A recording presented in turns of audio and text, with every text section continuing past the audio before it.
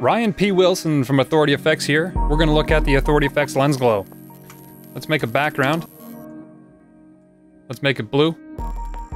Let's draw a spline. And let's set that spline to be not solid and turn up the width.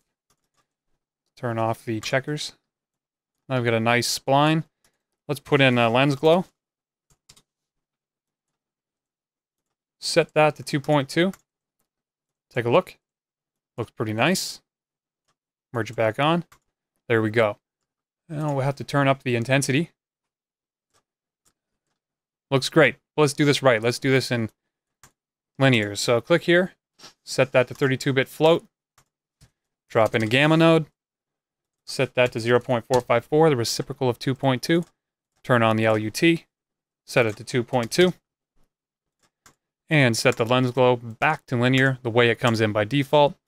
And our glow is great, but it's not that strong, even with the intensity up to 2. Let's set that back to defaults. Click on the background, and let's turn up our color. Now this is realistic. If you do a render with an HDRI, you might get a reflection with a very high luminance value, maybe 5. There you go, and then you get a nice glow. We'll set that around 2 for now. We'll work with that. So let's see how this works. I'm going to turn the softness right down. Now, the intensity is obvious. That's how bright the glow is. The size is how large the glow is. Now, the lens glow simulates lens refractions, internal lens refractions. And if you look at any photograph, you'll see this type of behavior. And there were no glow plugins on the market that did quite this effect. So we wrote our own. And we've used it on tons of shots. It's a great tool.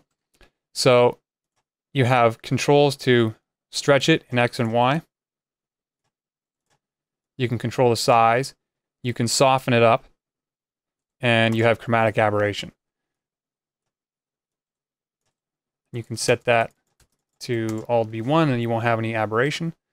And we have barycentric shift, which basically finds the centroid of the image based on the luminance and centers our glow about that so that you don't have glow shifting around. Let me show you what happens with that off.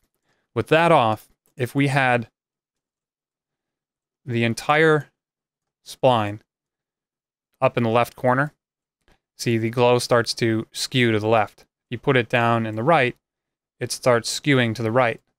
If you put barycentric shift on, it's unaffected by the position of the spline. And it gives you a very homogeneous result, independent of the spatial location of what you're glowing. So let's see how we can use this in combination with the AFX glow to get a nice result.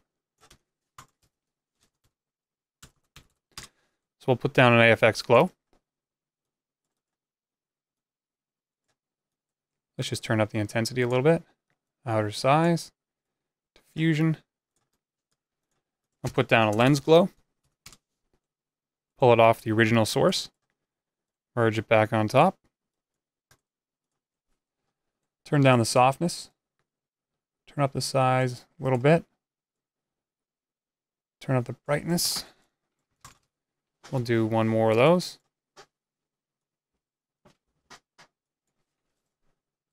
Now for this one, we'll turn the size up more.